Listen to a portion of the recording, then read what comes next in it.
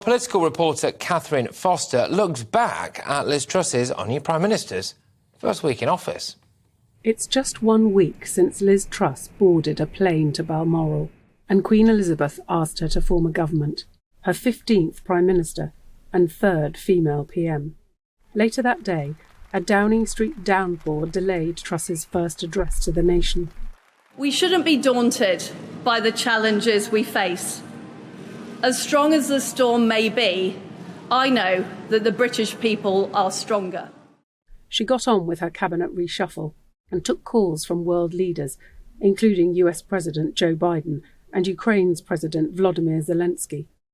Within 24 hours of taking office, she faced Sir Keir Starmer at her first Prime Minister's questions and finalised the details for a huge energy announcement. Busy with that and the reshuffle, a routine Bridges briefing meeting that afternoon was cancelled. The Bridges was the code name for preparations for the death of the Queen.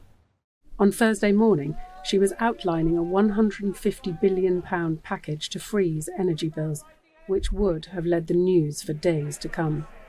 But Cabinet Office Minister Nadhim Zahawi passed her a note. Buckingham Palace was due to make a statement about the Queen's health. Truss, in fact, had learnt that morning that Queen Elizabeth was not expected to survive the day.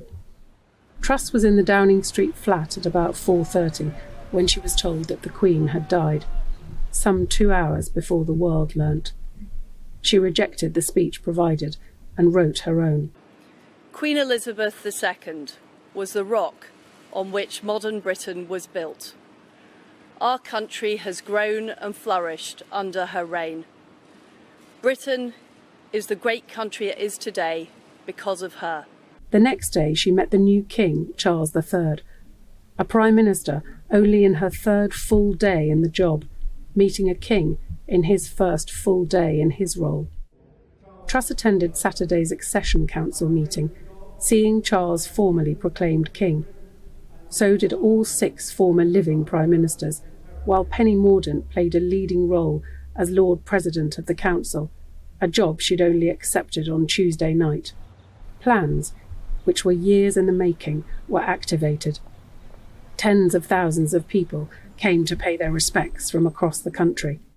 Yesterday, some 900 parliamentarians gathered in Westminster Hall for a service of condolences and to hear the new King's first speech to both Houses of Parliament. Truss was seated behind House of Commons Speaker Sir Lindsay Hoyle. She later travelled back to Scotland for the 2nd time in a week for a service at St Giles Cathedral. Prime Ministers may change every few years, but we have had one Queen for 7 decades. Liz Truss has been in post for just 7 days. In that time, Britain has altered forever.